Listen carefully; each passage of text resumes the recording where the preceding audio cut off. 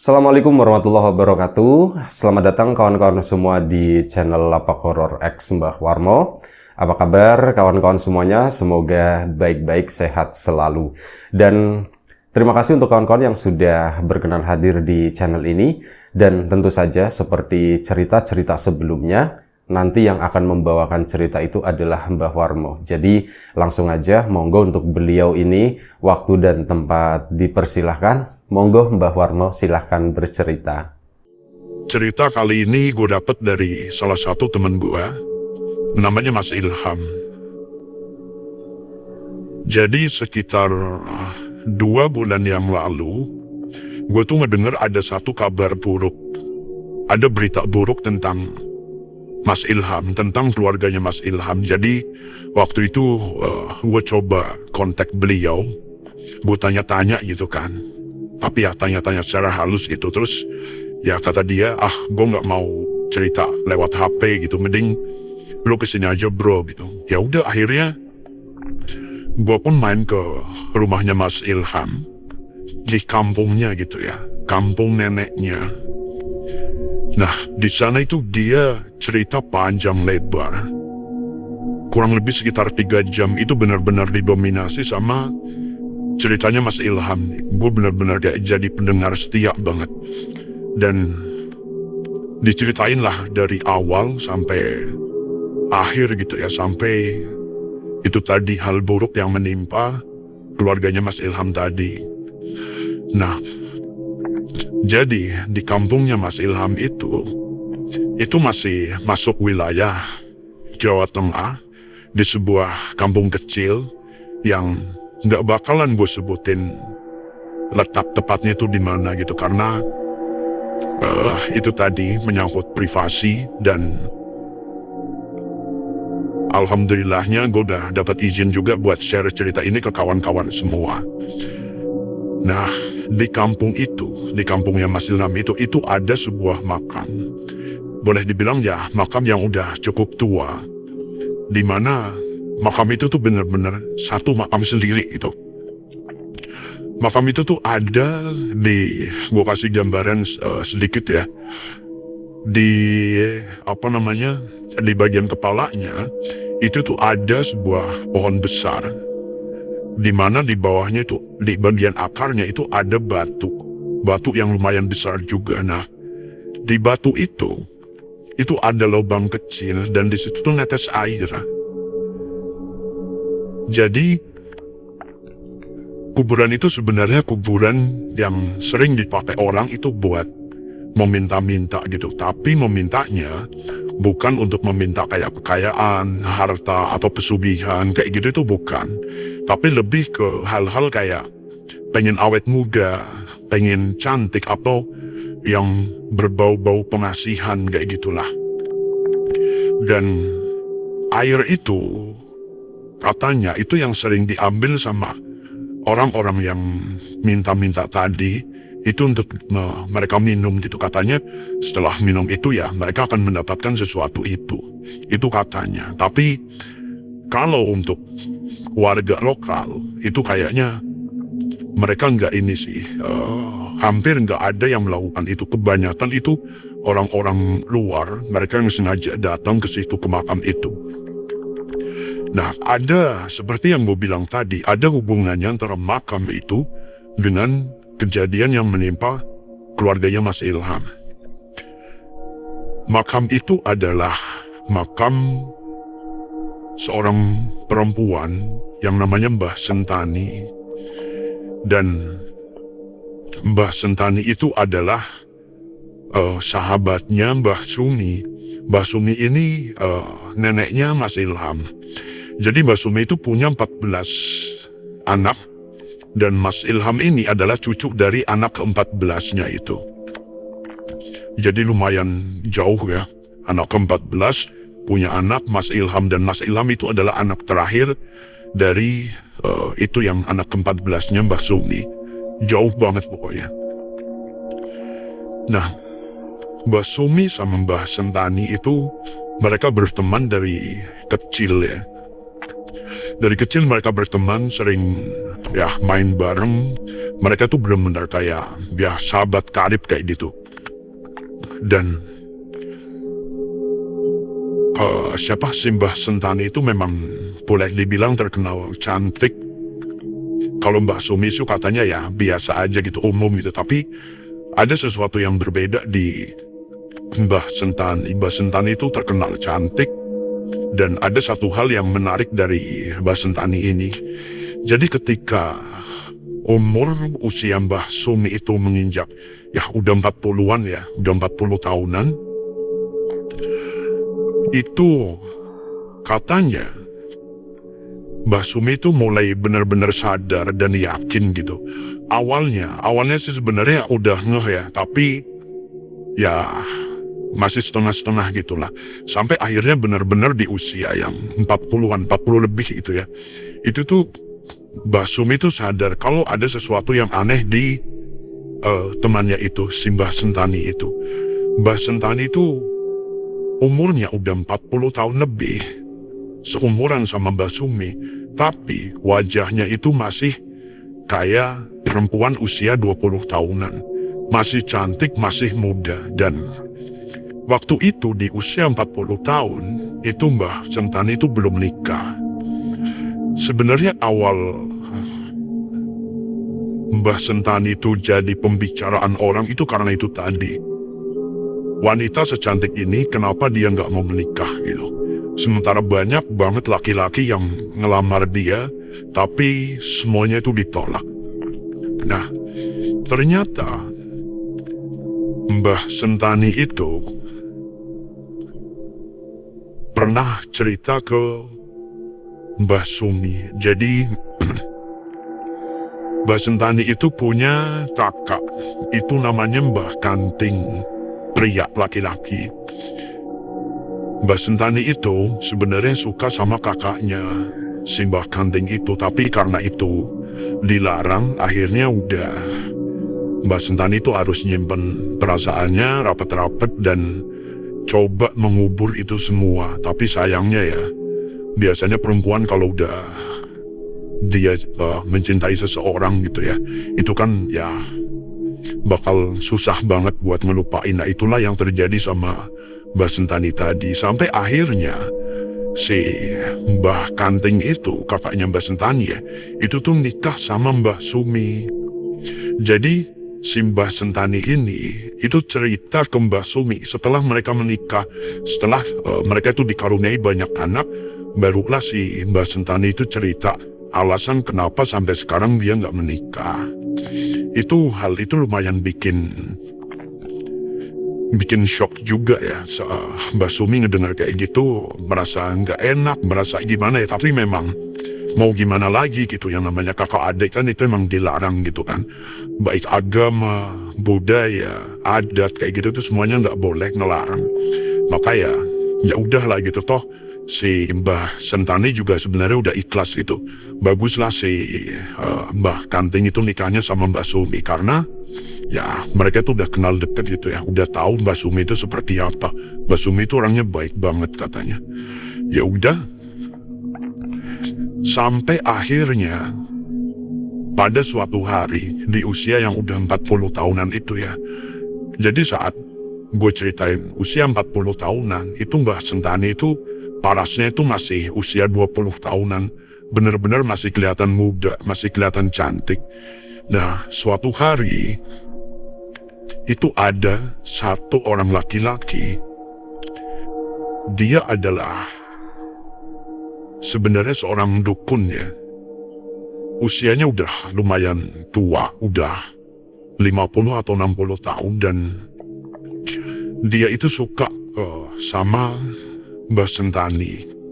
Dan Mbah Sentani ya seperti biasa, dia akan menolak lamaran siapapun, dan begitupun dengan pria itu.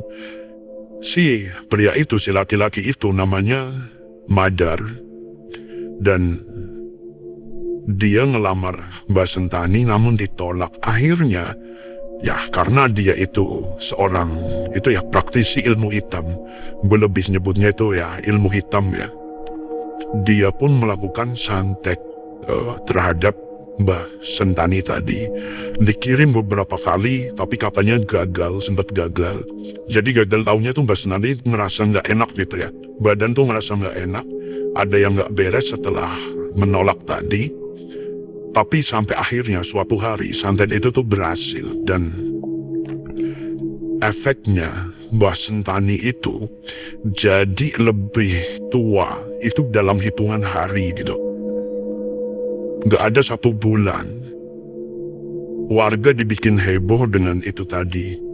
Mbah Sentani yang tadinya cantik jelita masih muda, itu tiba-tiba berubah, parasnya itu jadi seorang nenek-nenek. Bahkan tampangnya itu, parasnya itu lebih tua dari Mbah Sumi.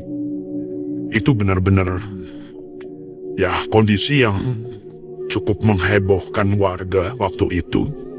Dan karena nggak ada yang berani sama si Mbah Madar, si dukun tadi, akhirnya ya warga pun cuma tinggal diem aja.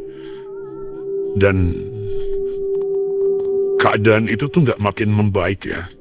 Mbah Sentani dengan kondisi seperti itu, makin hari itu makin rentak, sampai akhirnya dalam hitungan bulan, Mbah Sentani itu meninggal. Dan saat meninggal, ya dimakamkanlah di satu tempat. Di tempat itu yang tadi, yang sekarang banyak orang meminta-minta supaya lebih awet muda kayak gitu. Dan sebenarnya kenapa dia minta dimakamkan di situ, itu ada satu cerita sendiri, tapi Mas Ilham nggak ngizinin bagian ini untuk diceritain gitu ya. Jadi ya singkat cerita itu aja lah, Mbah Sentani itu dimakamin di tempat itu. Dan setelah semenjak meninggalnya Mbah Sentani itu ada satu rumor yang beredar. Kalau ada beberapa orang warga gitu ya, itu yang mengaku dia itu kayak didatengin. Mereka tuh biasanya jadi gini, gue kasih gambaran dulu ya. Desanya Mas Ilham itu, desanya Mbah Sumi itu di sebelahnya itu udah masuk ke hutan bambu kayak gitu. Awalnya itu hutan bambu, tapi di sananya udah bener-bener hutan heterogen gitu, yang tanamannya udah macem-macem kayak gitu. Sementara jarak sekitar 2 kilometer dari kampung itu baru ada kampung lagi. Nah, warga itu biasanya kebanyakan itu berkebun atau ya beraktivitas di tadi hutan atau kebun ya, kebun di sebelah kampung itu. Nah, saat mereka beraktivitas di situ, itu tiba-tiba siang hari ya, tiba-tiba itu ada yang nepuk sama satu warga. Nun sewu, si warga itu kaget gitu kan. Dia nengok gitu, oh nggih nek gitu. Oh ya nek, ada apa? Bentar ada motor lewat. Dan si nenek itu tuh bertanya, dalam Mbah Sumi pun di rumahnya Mbah Sumi itu mana? Akhirnya si orang tadi pun nunjukin gitu ya. Dia itu pertama pas ditanya seperti itu adalah seorang nenek-nenek kurus katanya. Udah bongkok. Nanya seperti itu siang hari, yang nggak tahu datangnya dari mana, tiba-tiba muncul. Dan waktu si orang tadi, si warga tadi mau nunjukin gitu. Dalam Mbah Sumi tengeriku gitu. Rumahnya Mbah Sumi di sana. Nah, saat dia nunjuk ke sana dan dia nengok balik, itu si nenek-nenek itu udah nggak ada. Dia itu udah ngilang gitu. Wah, si warga kaget kan, astagfirullahaladzim. Nih kemana gitu. Dia kayak, dia percaya nggak percaya gitu ya. Akhirnya dia pun agak sedikit takut. Dia pun balik gitu, buru-buru pulang ke kampung. Nah, pas pulang ke kampung itu nggak ada hal yang aneh gitu. Sampai akhirnya saat si orang itu sampai di pemukiman, itu beberapa warga itu pada ketakutan gitu melihat dia pulang itu pada ketakutan. Nah, dia itu kan juga bingung, wah ini kenapa orang-orang pada takut gitu. Perasaan nggak ada apa-apa gitu. Nah, akhirnya ada salah satu warga itu yang ngasih tahu, kau ini gendong apa gitu, kau ini gendong apa, kau ini gendong setan gitu. Kamu tuh gendong apaan itu gitu. Kamu gendong apa itu? Kamu gendong setan ya? Kayak gitu. Nah, diteriakin kayak gitu ya, warga itu tadi panik gitu kan. Dia bingung mesti ngapain, toh dia tuh nggak ngerasain kayak ngededong sesuatu, nggak. Bahkan dia nengok pun nggak kelihatan, jadi cuma warga doang yang ngelihat, sementara dianya itu nggak ngelihat. Akhirnya dia pulang sampai rumah, keluarganya pun melihat itu pada ketakutan, keluarganya pada kabur semua. Sampai akhirnya diundanglah salah satu orang pintar di desa itu, dan orang pintar itu ternyata nggak bisa ngusir si sosok nenek yang gendong sama orang tadi. Diusir, dia menghilang. Tapi nanti dia balik lagi gitu, dia masih posisi gendong lagi. Nah, kejadian itu berulang terus itu sama beberapa warga. Lebih dari 5 orang yang pernah mengalami hal itu, sampai akhirnya warga itu enggak. Ini nenek-nenek nyari rumahnya Mbah Sumi. Pertanyaannya itu sama semua. Dalamnya Mbah Sumi pundi? Rumahnya Mbak Sumi itu mana? Akhirnya warga inisiatif gitu ya, dia yang merasa katanya digendongin sama si hantu nenek tadi. Itu ke rumahnya Mbah Sumi, dibawa ke sana, dan waktu Mbah Sumi keluar dari rumah, Mbah Sumi ngelihat sosok itu. Mbah Sumi itu kaget. Ya Allah, Sentani katanya, kayak gitu disebut.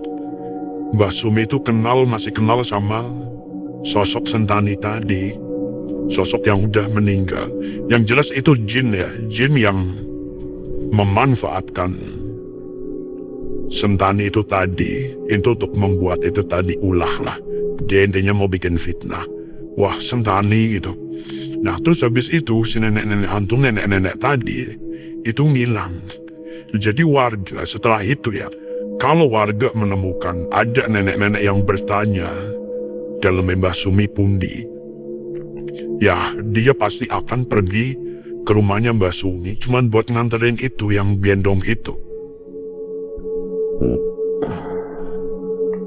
Dan udah itu selesai untuk masalah yang tadi ya. Ada cerita rumor seperti itu, dan kali ini adalah sesuatu yang berhubungan dengan Mas Ilham, dengan keluarganya Mas Ilham tadi.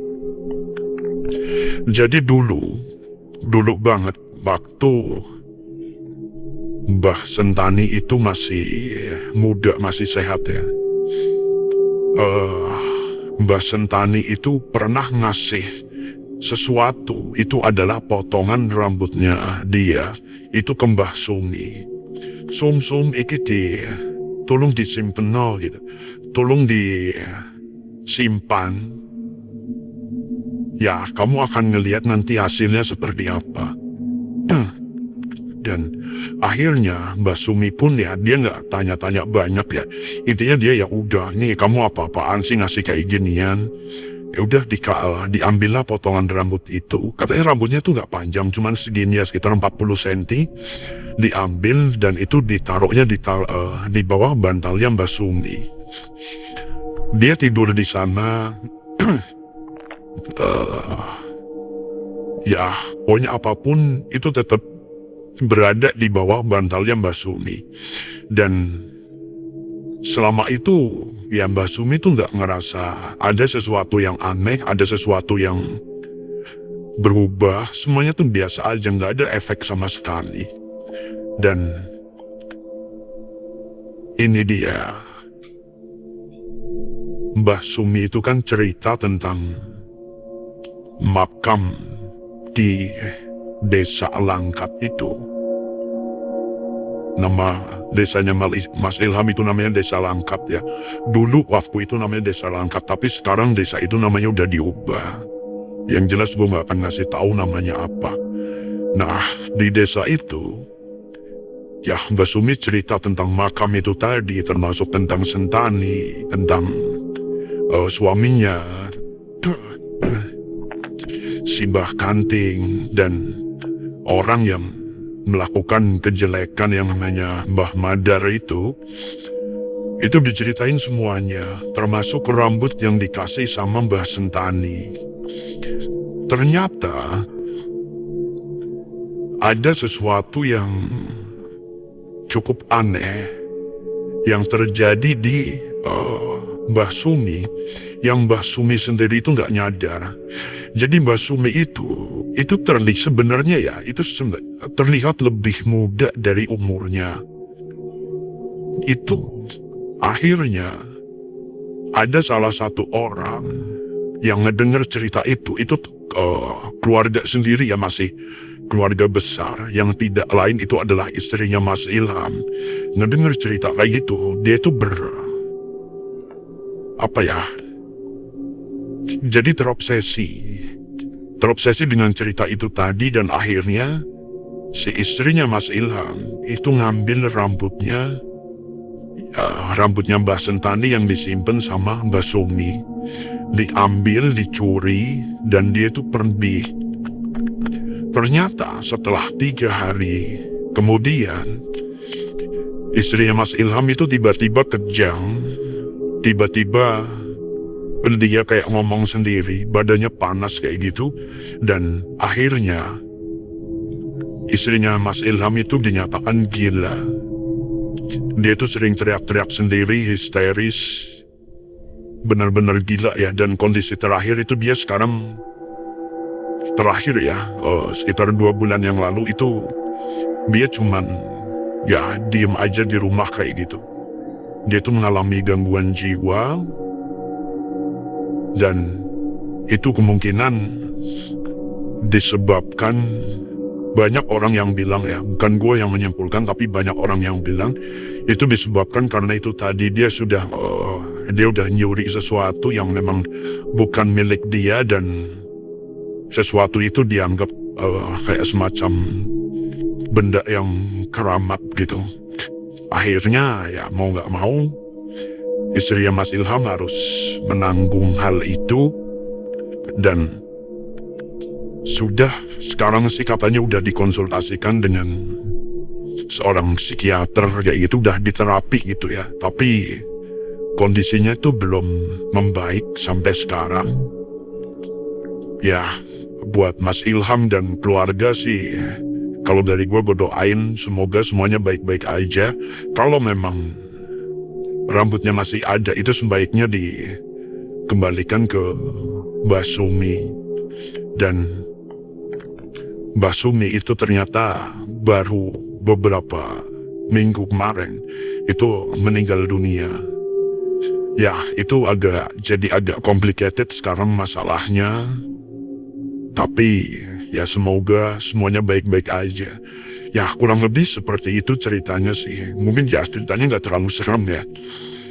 Tentang gue tarik garis lagi ya, kesimpulannya tentang sebuah makam di sebuah desa yang dulunya namanya Desa Langkat, tapi sekarang udah berubah. Namanya udah agak modern sekarang. Karena itu tadi ada sesuatu yang nggak mengenakan, akhirnya warga itu sepakat sama perangkat desa gitu ya, itu untuk mengganti nama itu. Dan nama itu diganti sebenarnya udah cukup lama sih, tapi gue lupa tahunnya itu tahun berapa. Itu tadi makam itu sering dijadikan tempat buat meminta-minta, dan ternyata ada kisah di balik itu, yaitu makamnya Mbah Sentani yang meninggal karena korban santet dari seorang dukun yang namanya Mbah Madar. Mbah Sentani itu punya kakak namanya Mbah Kanting, dan Mbah Kanting itu menikah sama Mbah Sumi, sahabat dekatnya Mbah Sentani itu tadi, dan dikaruniai 14 orang anak. Ya, Mas Ilham itu narasumbernya itu adalah anak terakhir dari anak ke-14-nya Mbah Sumi. Cukup jauh. Ya, kurang lebih seperti itu ceritanya. Semoga bisa diambil hal positif dari cerita ini. Gue mohon maaf misal ada salah-salah kata. Mohon maaf misal masih banyak kekurangan.